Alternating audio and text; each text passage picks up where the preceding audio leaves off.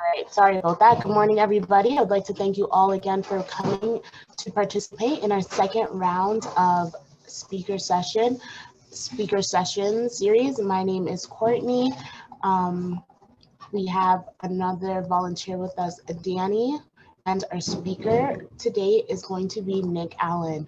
So again, I would like to say good morning for those of you who guys are watching online via video and those who are listening through the phone. Welcome to our first session of our second series of educational speaking. This program is funded by New Horizons for Seniors. My name again is Courtney Modis. I would like to welcome our guest speaker, Nicholas Allen, who is a recent graduate from the University of Guelph Humber and a communications professional. He loves making videos, enjoys nature, music, exercise, and today he'll be speaking with us over the course of the summer and touching on variety of serious topics that affect seniors and those with disabilities. This presentation again will be 35 minutes long, and we'll have a Q&A at the end with Nicholas. Again, I would like to welcome you all. Welcome Nick thank Nick for joining us. And the mic is yours, Nick, whenever you're ready. All right. Good morning, everyone. All right, I'm just gonna start with sharing my screen.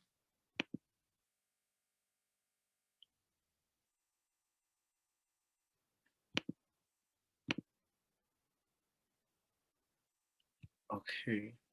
So we're all seeing adjusting to change? Okay. All right, so adjusting to change by me. So first things first, we must learn how to cope with change while we adjust to change. Change can be a confusing and unpredictable part of life. The most constant thing about change is that it will happen, and this is how to cope. So first things first, you need to focus on things that you're grateful for. Everyone has different things they're grateful for, and when you put your attention towards things that you're grateful for, you feel better about yourself. Acknowledge and express your feelings. It's very important to be transparent with how you feel so there's no communication issues with other people, and you fully, you can fully show what you're feeling and people can understand you better. It's also important to accept the things that you cannot change, because if you dwell over things that you can't change, it's just going to add a little bit more stress to your life. It's better to just take it with a grain of salt and go with the flow. And next is look for the silver lining. This can be a hard task, but there's a silver lining in everything. There's always something positive you can look towards, and it will keep you going and make you feel positive. And lastly is to take daily action.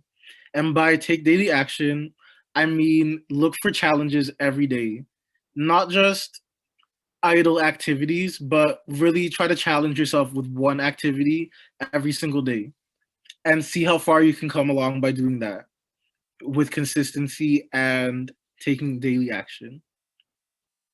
All right, so I just wanted to jump into a quick video about aging well, and then we'll get into the presentation. So here's 5 tips on aging well. How to adapt to change. 5 tips. And adapting to change. In a world that is in constant change, we have to learn to adapt in order to survive. Life keeps going on, no matter what we think about change or what happens to us. Either we adapt or we eventually will be left behind. Just thinking about change makes us feel uncomfortable, but whether we want it or not, change happens. Some of the changes we face are easy to adapt, while others are more difficult to process. We may face the reality of moving to another city or country. We may face having to learn another skill in order to get another, or better job. We may face the sudden loss of a loved one. We may face a painful breakup. But whatever happens in our lives, we need to adapt so we can respond accordingly to change. Here are the 5 tips. 1. Accept the change. Let it sink in your mind that you have to make certain adaptations and adjustments. Accept the fact that sometimes you can't control what happens in your life, but you can control how to react to what happens in your life. 2. Be around positive people. People who encourage you, listen to you without criticizing, and give you your space to let you be you, so you can sort out what is going on and be able to face your present reality without pushing up against what can't be changed. 3. Change your attitude of mind. Keep a positive attitude about things. This can help you build the courage to change what you can. It can help you find the serenity to accept things you can't change, and it can give you the wisdom to know the difference. 4. Face your fears. Write them down. Separate what's real from the tragedies you're creating in your mind. Have a plan of action to mitigate them, and be brave. Keep in mind that bravery isn't the lack of fear, but the ability to move forward in spite of fear. 5. Change how you see things. Learn to see and appreciate what life offers you. Focus on the positive and the beautiful things in your life. Look for the good and positive in bad situations. Don't overestimate problems, and don't underestimate your abilities. Facing change can help you build more courage. By not giving up and adapting accordingly, it can help you build resilience. It can help you be more compassionate towards others in your same situation, and can give you more wisdom from the experience. All right, so that was just a quick video on 5 tips for adapting to change. And if you notice, the video mainly talked about things that you can change within yourself. It's basically about changing your mindset to a more positive mindset, and the rest will follow. How to adapt to change. Sorry. All right, so I have my own tips as well. They're not actually the same ones as the video, so let's just get right into them. So here are 4 tips I have for aging well. 1 is finding meaning and joy. 2 is staying connected. 3 is getting active and boosting vitality. And 4 is keeping your mind sharp. So let's start with the first one. So 1, find meaning and joy. So this can be a lot of different things. And first, I want to start with picking up a long neglected hobby. We all have hobbies, different phases that we've had over time that we might have picked up, been really interested in, and then dropped along the way. But those skills and those hobbies are still there. So I believe that picking up an old neglected hobby is a great way to find joy again and reconnect with yourself. Another thing I think is great is learning something new. This is a bit of a challenge. It gives you it takes a bit more of time, and it will really take up your time, and you can find yourself getting into a bit of a flow and being very immersed in a project when you try to learn something new, especially if it's something you're very interested in or something you've been or something that you have been longing to learn. 3 is getting involved in your community. And this might sound a bit cliche, but it really does help. I have a bit of volunteer experience myself. I've done a couple like office Christmas parties. I've helped with sporting events and stuff like that. And just visiting your local community center or local park and talking with someone can get you into a great opportunity with getting involved in your community and meeting some great people that are also like-minded. 3 is travel somewhere new. And I understand there's COVID right now and there's a lot of travel restrictions, but there's still ways to travel somewhere new. You can go on a road trip, you can flights are starting to pick up again and they're a bit cheaper. So I think traveling somewhere new is a great way to find meaning and joy in your life, just being around a new atmosphere. Another one is one of my personal favorite things to do is spending time in nature. Nature has so many components that are healing for you. So, for example, the sun is very warm and healing. The forest is very grounding. and the ocean, the waterfront is very relaxing. So spending time in different nature settings is a very good habit to develop to find meaning and joy. Next is enjoying the arts. So this could be anything from music, one of my favorite things, television, movies, and even fine dining is a sort of art.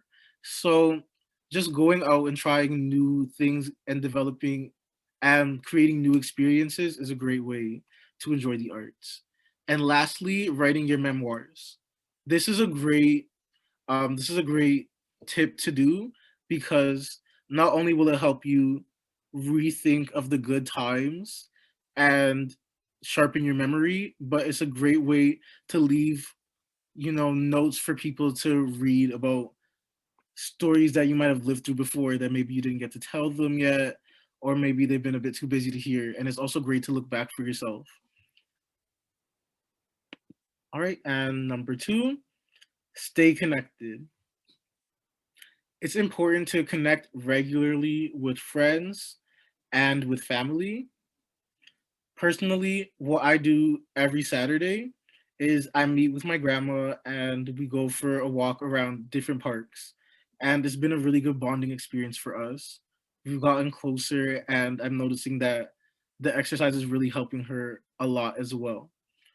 So it's been really nice. Also, make an effort to make new friends. I know it might be a little bit tedious to go out of your way to make new friends, but it's important to keep your social circle strong and healthy and keep in contact with as many people as you can. And if you are contacting people less frequently, it's important to find new people that you can talk with and just have that constant social interaction. Third, I'm going to say it's very important to spend time with at least one person every single day in person. I don't just mean maybe face to face on a call, but I mean in person. And it doesn't have to be someone that you're exactly friends with or acquaintances with. This could be talking to a cashier at the store, saying good morning to someone as you walk past them. It's very refreshing and very nice and very grounding to speak with people every day. And next, I kind of touched on this prior when I said get involved with the community, but volunteering really is a great way to stay connected and, have a very good sense of community and feel like on top of having a sense of community that you're giving back as well. It's a very fulfilling experience. And lastly, to stay connected, this might be a bit triggering, but if there's times of change or something bad has happened, maybe it's very important to find a support group of people that have been through similar experiences so you can talk about it together. Because maybe you want to talk about it, but if you talk about it with someone that can't really understand and they can't really fully empathize with you, it might not be as a fulfilling experience. All right. Three, get active and boost your vitality. All right. So there's three important ways to be active and boost your vitality. One is with exercise. So check with your doctor always before starting a program. And this is just for health concerns, of course. And start slow when you're exercising. If you're starting a new exercising program, you might have the energy to want to be vigorous, but it's better to be safe than to be sorry. So, an excellent way, like I just said earlier, I've been going on walks with my grandmother. So, walking is a great way to start slow with exercising. And also, you could do something you enjoy. Exercise can be anything. So, if you do something that you enjoy and something that's motivating to you, you can find a lot of fulfillment in that type of exercise as well. So it could be any type of physical activity, maybe dancing, maybe you like to put on your favorite song and dance to it, maybe you like yoga and you like stretching, but just some form of exercise every day is very important. And lastly, it can also be very motivating if you exercise with family and friends as well. because they can motivate you and they can kind of make the time pass a bit faster. Next is eating well. And I've always struggled with this, but to eat well, you have to avoid sugary foods and refined carbs, and eat high fiber fruits, vegetables, and grains. And a great way to practice healthy eating and also socializing at the same time is eat with others. So you can make plans maybe once a week to go out for dinner, and that's a great way to eat healthy and socialize at the same time. And lastly, a way to boost vitality, and it might sound cliche as well, but get lots of sleep. And it's the way you set up your room to sleep is very important as well. It should be a cool, dark room to get the best quality of sleep, and also try your best to develop a nightly routine to follow. Because when you follow a nightly routine, it takes 28 days to build a habit. If you can follow that, you'll be on track with that and you'll be on a nice schedule. All right. And number 4, keep your mind sharp. So it's always important to challenge your brain. So you can attempt puzzles. Currently, that's what I'm doing. I thought it was right there, so that's why I looked there. But I always do puzzles. I try to do a different puzzle every week. Sports. I'm not very sporty, but maybe you might like to try out sports, board games, new recipes to try, and maybe even getting into video gaming. It'll be a great way to challenge your brain. Vary your habits. It's a very important practice to have a variety of different habits and not focus on the same thing every day, because that can be a bit dull and draining. It can be more difficult to find inspiration in the same habits every day. So it's important to put variety into the habits that you're doing and take on multiple different hobbies at once. And lastly, a great way to keep your mind sharp is to take on a completely new subject. And this could be a new language, instrument. You could take up learning financial literacy. You could learn of computers. Anything that's a bit foreign to you is a great place to start. Something completely new and something that can really, use up some of your time and get you very involved and get you into a flow mindset where space and time doesn't matter and you're just doing your own thing. All right. And I just have one more video. This is another video about aging well.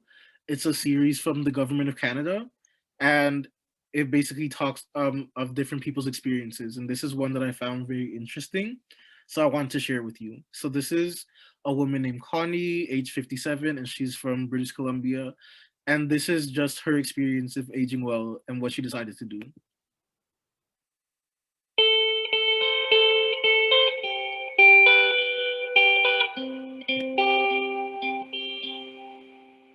Sorry.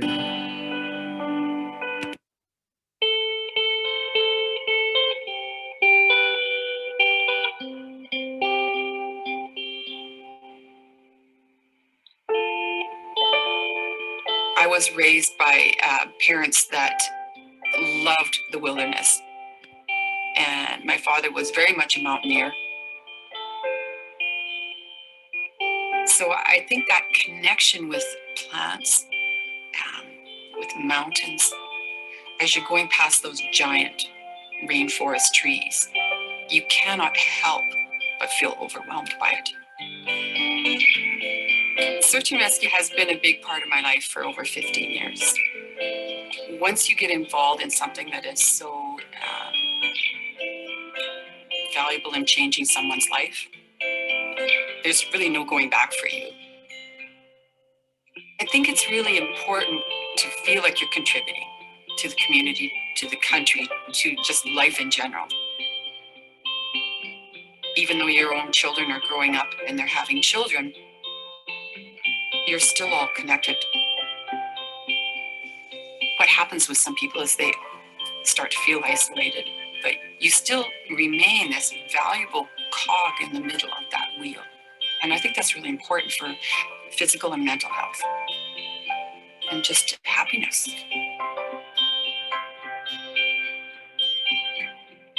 For me, I've made the choice when I did sell my business to invest that money in my business here, but also helping my children. It's an interesting time of life.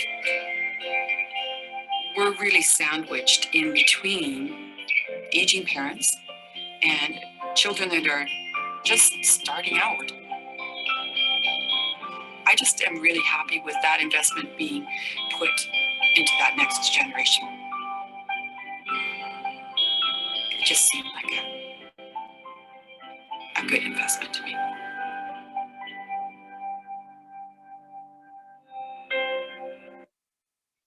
All right. So that was just a quick video about aging well, and maybe it will give you a bit of inspiration. So Connie, she grew up in a mountainous region in British Columbia, and she spent her whole life basically in forest and hiking. And as she aged, she decided, I want to give back. And she basically made that her personal project to do search and rescue. So I don't know if that video was inspiring to you, but there's a whole series I can share with you later if you want to watch more of these videos like this. All right. Okay. Now here's a bit of a trigger warning, but now we're going to talk about expected life transitions. And then the next slide, we're going to talk about an acronym that I found to basically combat dealing with these things. So some expected life transitions that you may face as you age is accepting services such as delivered meals. That might be something new that you might have to adapt to instead of cooking for yourself. Adjusting to living with an illness, adapting to a device such as a cane or a hearing aid might be very hard to adapt to at first. Possibly becoming a family caregiver, so maybe moving people in or moving in with someone else. Being on a fixed income such as pensions is an expected life transition.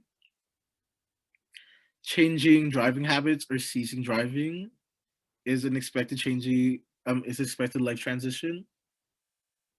Coping with loneliness, and I know we all cope with loneliness. It's very hard, but I figure that the best way to combat loneliness, before I go to the next slide, is really to just get immersed into something that you're working on. Because I find that when you're very immersed in a project, you don't have time to be thinking that, oh, I'm alone or no one's with me right now.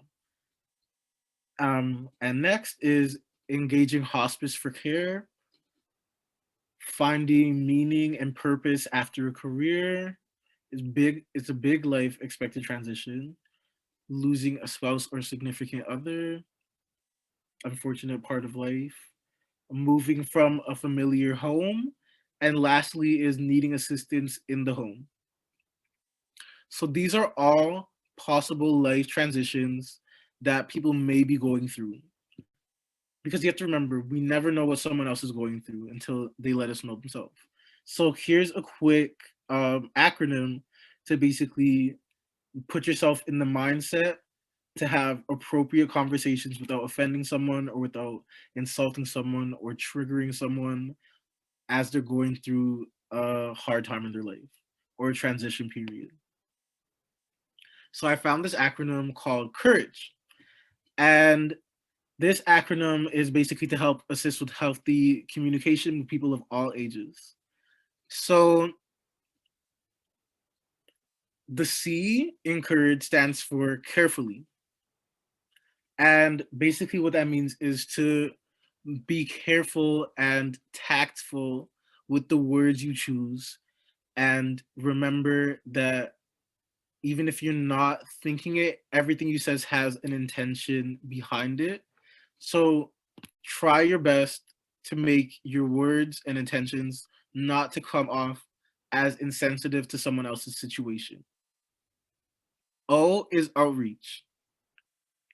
And basically what this means is reaching out to others, and if you see someone needs help, you'll be diligent and you'll go out of your way to um, offer them help, even if they don't need help or they didn't ask. U is for understanding. And basically, what it means is to understand and be patient of others' possible situations in life, and basically adapt to that, and just basically keep in your mind that they might be going through something. So just watch what you say, and of course, be patient. And next is R. R is for respect, of course, and it's important to respect others' time and be patient if they are in an uneasy situation, and not to be forceful.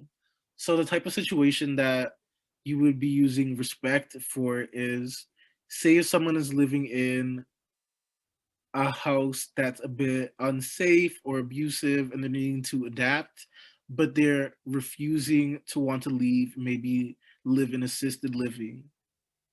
You should respect their opinion that they still want to stay, regardless of your opinion. You think they're unsafe, because it's still a hard transition in life, and you need to be patient and give them time.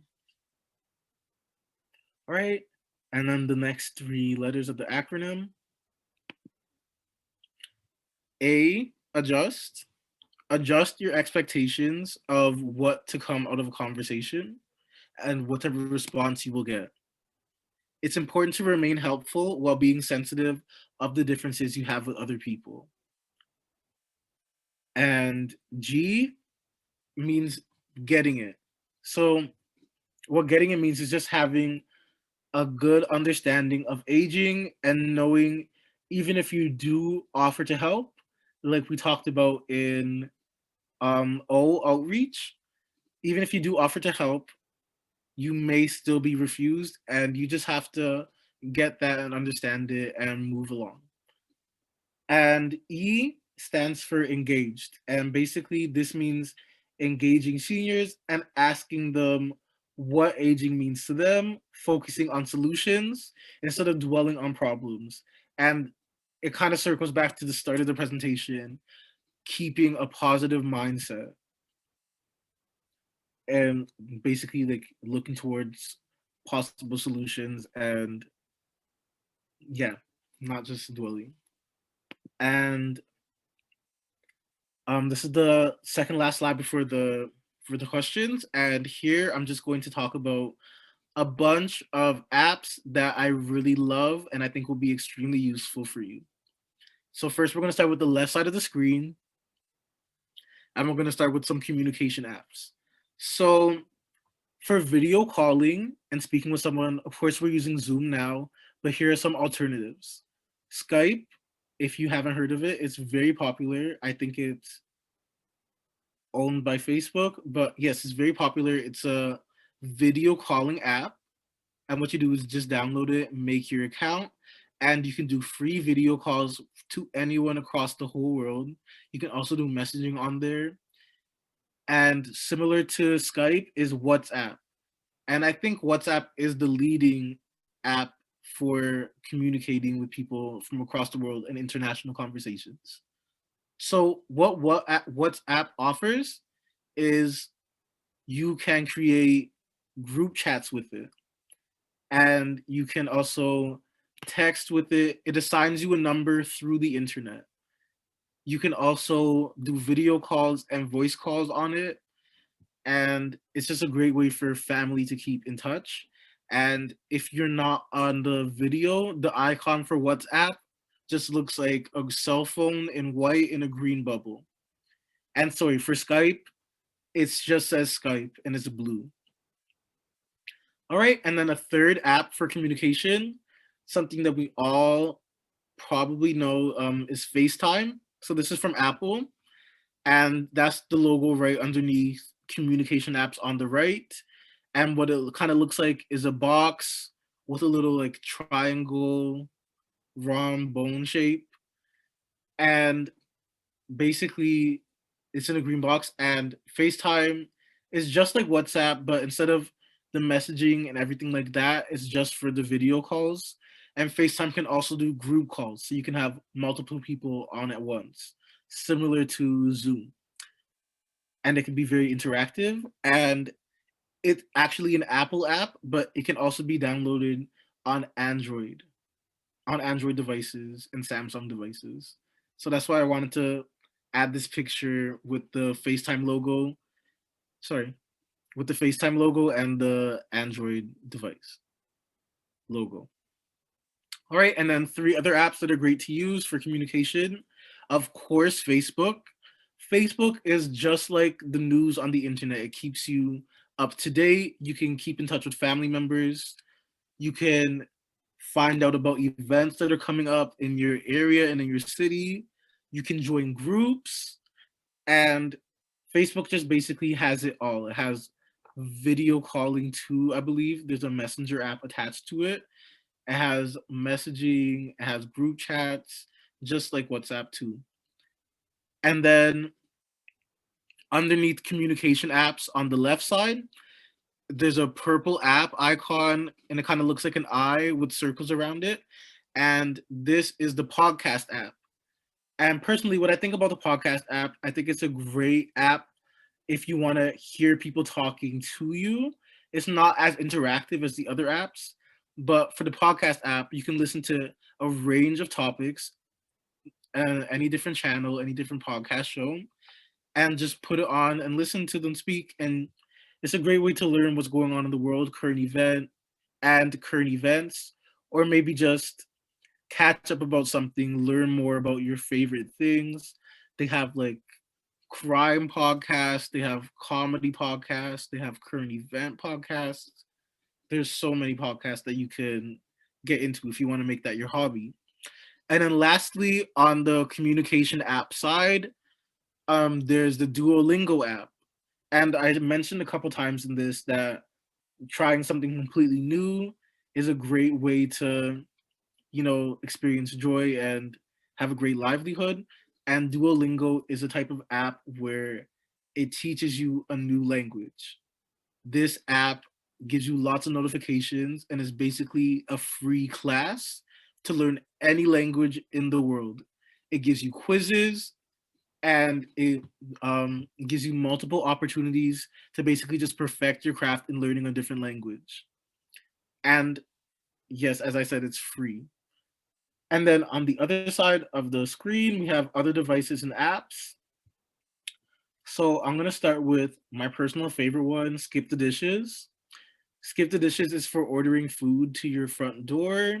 It's very simple, very straightforward, and it basically skips the dishes. You don't have to do any dishes or anything. You don't have to leave your house to get the food.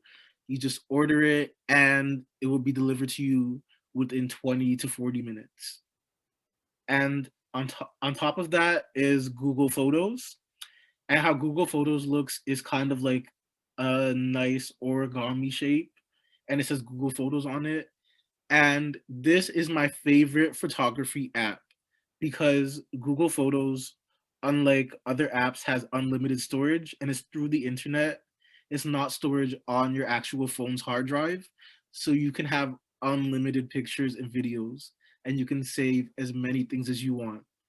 So if you do have Google Photos or if you download it, I think it's also a great opportunity to take up photography, because you're not going to run out of space with the pictures you take with this. Also, it has great features. It makes slideshows. It reminds you what you did maybe a year ago on this day. It will give you updates like that. So I think it's an excellent app. Right beside that is Netflix, the big red M. It's pretty notorious, and Netflix is basically just an excellent streaming app. It has a very big catalog of shows that you can watch on demand for a subscription price. And then underneath is Kindle. And I think we all might know what Kindle is, but I'll give a little details. Kindle is a book reader. So basically, it's a tablet that has books on it, and it can carry up to 1,000 books. And it's very lightweight. You can adjust the brightness on it, and I think it's a great way and efficient way to read. And then the last two apps are, they're both the same app, but they're different organizations. So the one that's just the white square with the red heart is Apple's Health app. And the one beside it with the heart that has the 4 different colors is Google's Health app. And basically, these apps have a built-in pedometer. You can put in your age, your height, your weight. You can track your food. And basically, it just tells you about your health. And if you do own an Apple Watch, I personally don't, but it also keeps up with your heart rate and other things like that. And it will give you a reminder like you should take this many more steps today. All right, and that's it for the apps. And now we're at the question portion. So my first question is, what does aging well mean to you?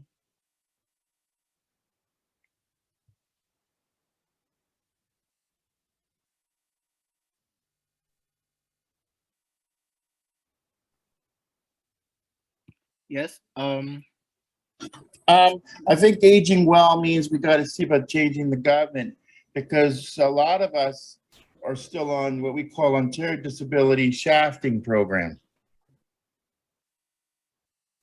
So can you tell me a bit about the shafting program? What it is, the real name of the program is it's called Ontario Disability Support Program. But the way they've designed the program, it makes it very hard to think about going to work or to look after your own chair or certain things on your own. So you can't do more for yourself. So aging well to you means that the first thing that needs to happen is the government needs to take changes in how aging well is presented. Yeah, like how support programs are presented. Because right now, if I had let's say we had a new contract for getting off welfare. Let's say I'm allowed to make up to $6,000 in my first year, but not, instead of being based per month, which is currently $200, you're only allowed to make. But if it's something like $6,000, you can build a cushion, and then by the time it's time to start paying back, what ends up is you have enough money to transition between being on social assistance and then getting off. So let's say once you go over your $6,000, they may just take your benefits away by 15% for the first 1,000 over, might be 20, might be 30% for the next 1,000 over. You see what I mean? So they have it set a bit low, and it's a bit difficult to get more money other types of way. Yes. And it also means if we had something like the wheelchair repair eligibility allowance and stuff, it means I can get the chair fixed quicker, spend less time out of work, and I don't have to worry about if the government's going to cover something or not. I just simply use the allowance and submit the bills to the worker. Okay, thank you for sharing. And does anyone else have something to say about what aging well? All right. I think good presentation, Nicholas. Thank you. I think the most important thing is to remember that we are all aging, and there's no way that I'll be able to do what I was doing 20 years ago, or even 10 years ago. I mean, it's highly unlikely. So, like, I was talking to one of my therapists the other day, and I really, what I said to her is like, I can't do anything about the past because it's done. And I really can't do much about the future. So just, I really need to focus on now. What can I do now? And like, I like what you said about, like maybe starting exercising just a little bit every day. Yes, I mean, if I exercise 5 minutes today and then maybe, 10 minutes tomorrow, And that Duolingo is also, it's kind of cool because I used to be able to speak Italian. And so I was looking at it the other day thinking, I forgot how to say that. And it's like, it's, we're never too old to learn. Yeah, that's true. So, whatever it is, I mean, do a crossword because that can keep the mind pretty active, or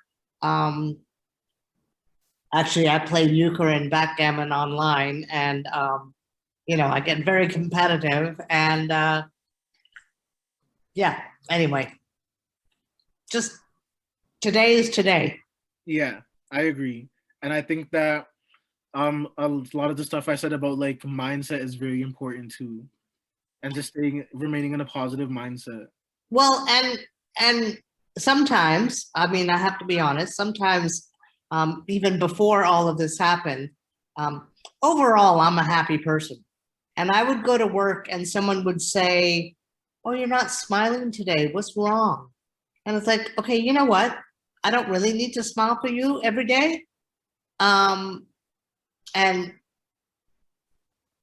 And I take great pleasure in nature, like looking at the sun sets, or even looking at the sky, and then you see like a really dark cloud, and it's like, wow, it must be raining right there, but over there, and just like nature, like God is amazing to me, and we're so lucky that we live in Canada. It's beautiful. Yeah. I also really like the video about, I think her name was Connie, that was doing the rescues. I thought that was really cool. Yeah. All right. Sorry. Does you have something to say? Okay. So for the next question, what ways do you keep in touch with your family and friends currently?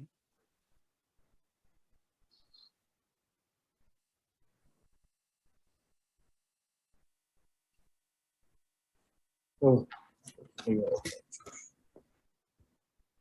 There's also a comment in the chat that I see from Mary Lou that answers your last question. She just says aging well means being healthy, happy, content, and doing things I enjoy on a daily Facebook, like Facebook and Zoom. Or I think she just put Facebook and Zoom. That's really good. Thank you for sharing. Okay.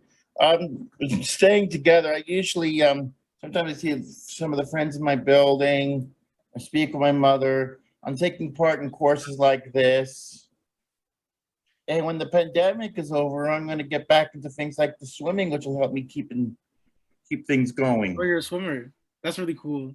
Yeah. Yeah, because I miss doing the basketball, because I was more active in a way before the pandemic than I am now. Me too. So was I. But everything's clearing up soon, so it's time to start putting, our mindsets to getting back to right before the pandemic and picking back up from there. So Yeah. did anyone else want to answer the second question, or would you like to move on to the third? What I like to also say, I'm also looking forward to going back to Bridgepoint, where I had surgery before the pandemic, but to do a follow-up with a couple of the nurses and with a nurse and a therapist to see how things have been improved, and to see how Bridgepoint has changed. Yeah. So you're gonna finally get to return back there after a bit. Over a year, yeah.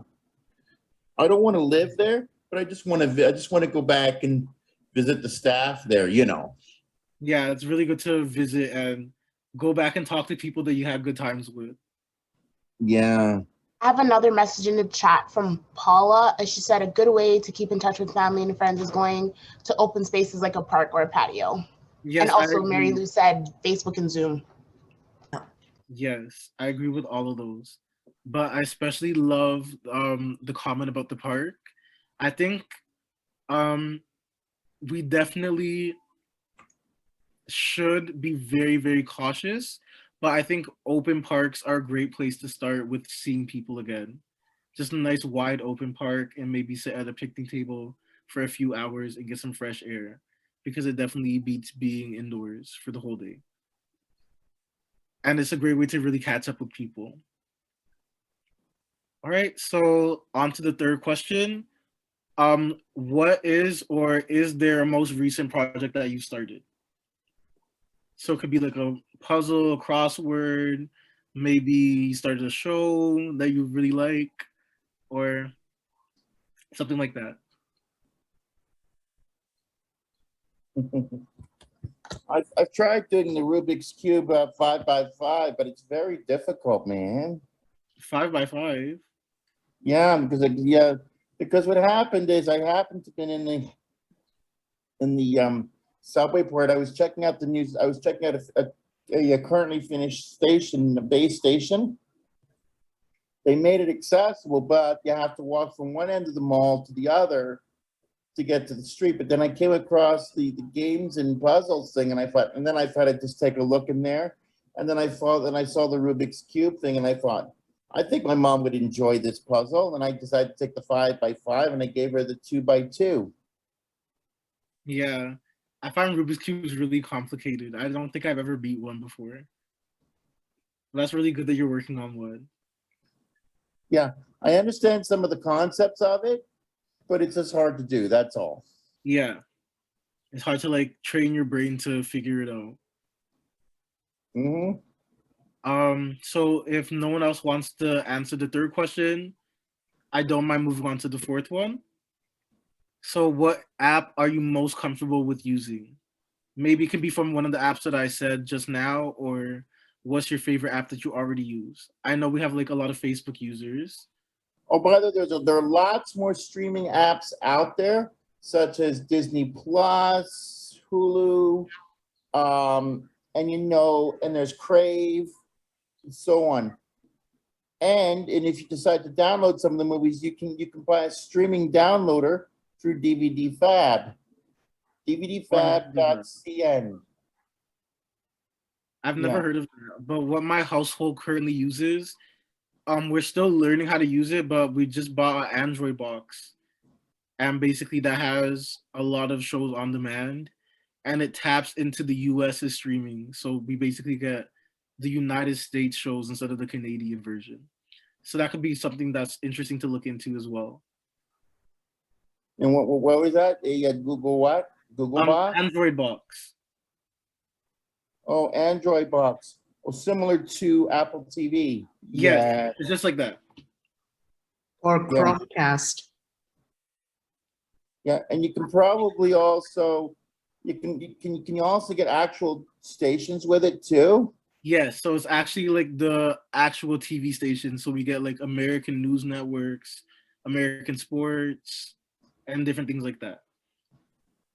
Yeah, and I know it normally would do American stuff, but what about actually doing, let's say, things like CTV, CDTV, Global, the Space Channel, you know what I mean? The Sci-Fi Channel is what it's called now. For those, I think we just had that on like the normal cable. Yeah, because you don't want to be stuck in the American perspective of the news. You want the Canadian one. Yeah, we just added the extra perspectives. So now we have like streaming services. We have American TV and Canadian TV. Oh, nice. And you don't have cable at all. Oh no, we still have that as well. Oh, okay. And some of the smart TVs out there, by the way, you can put that all on your TV without having extra devices attached, and you can have for the same TV. You can connect things like your phone, tablets, and you can also use things like Apple TV. You can use things like if it's supported on the TV you got, the smart TV you got. You know.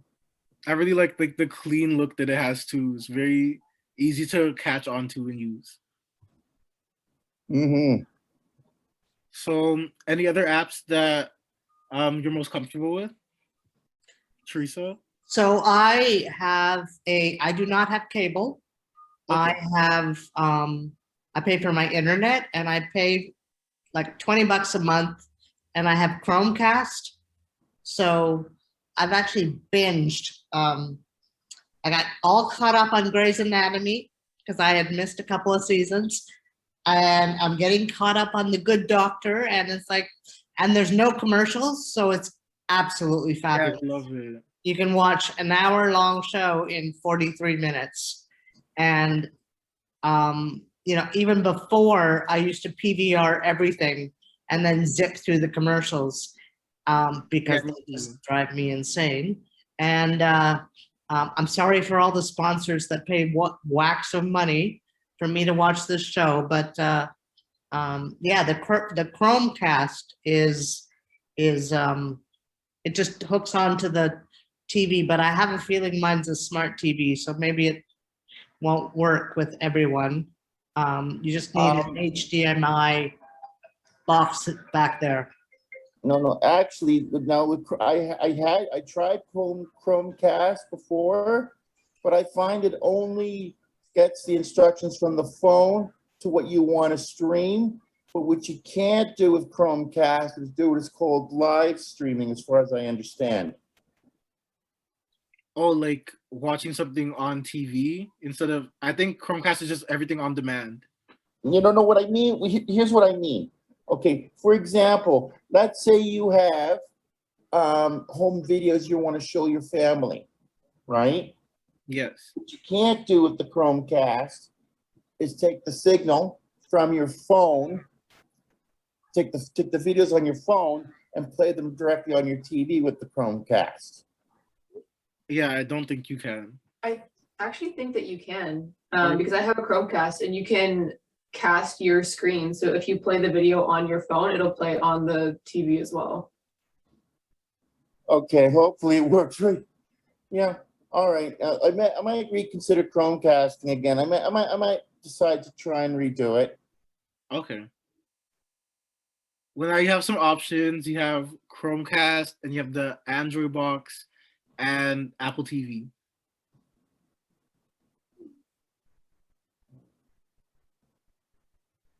All right. Oh, let's see. Other apps. I hate some of the stuff that you try to do. Like, I recently bought an app, a Magic Mouse 2, but it didn't seem to work well with the iPad because I couldn't change the gliding speed the pointer moves when I was moving the mouse. Because they didn't build the proper control panel for the mouse, you know? Oh, yeah. I think that maybe it's connected to your iPad.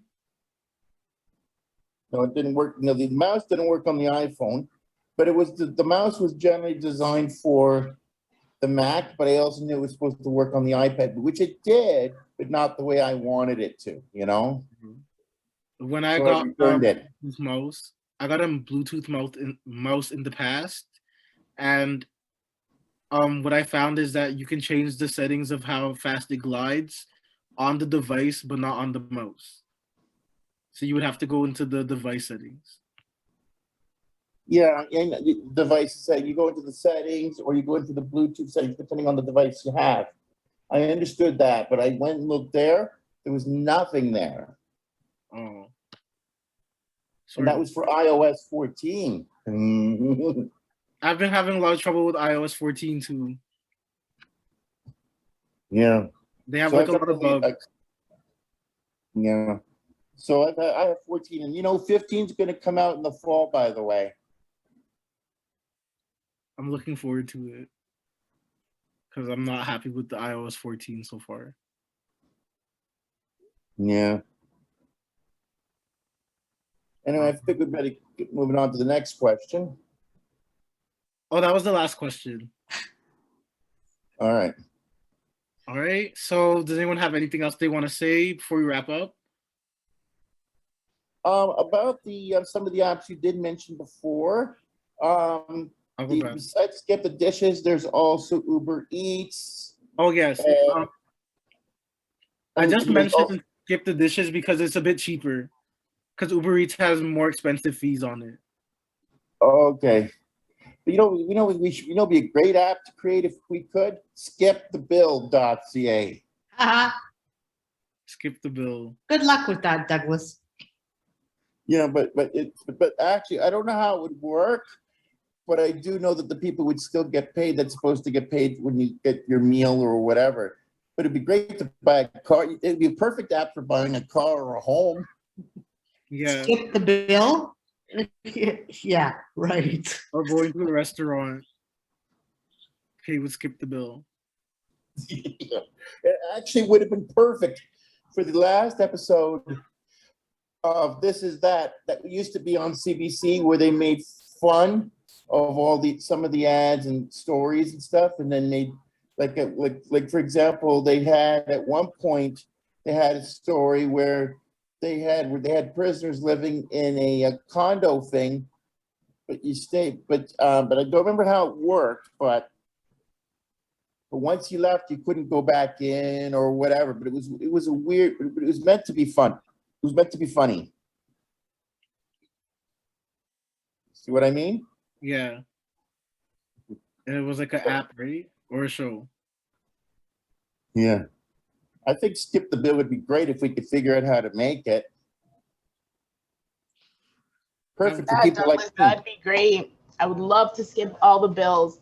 I would like to thank everybody for coming. We do have to wrap up, unfortunately. We do only have 1 more minute left. I would like to thank all our participants for coming. And I would also like to thank again our speaker, Nicholas Allen, for coming and doing such a amazing talk with us. We learned a lot today. I'm super appreciative. I would just like to remind you guys that on Thursday is our next session, and we will be talking about restoring autonomy and I can't say that word. Autonomy. And self-advocacy. Restoring autonomy. Advocacy. I mean, are you talking about advocacy? No, it's an autonomy. I think it's autonomy. Restoring autonomy and there you go. That's the word. That word. Yeah. And self-advocacy. So again, Nick is going to be our speaker for that as well, correct? Yes. So yeah, we'll see you on Thursday again, guys, 11 a.m. Thank you again for participating. Oh, thank you very much for participating. Even if we can't announce it, we can do it. Yay. All right, guys. We'll see you guys next week. Again, thank you so much, Nick. No, not next week. 2 days from now. Thank you, Julianne. Sorry, 2 days from now. Yes, 2 days from now. We'll see you 2 days from now at 11 a.m. Same link. Okay, guys? Thank you, guys. Bye. Bye-bye. Bye. Have a great day. Thank you.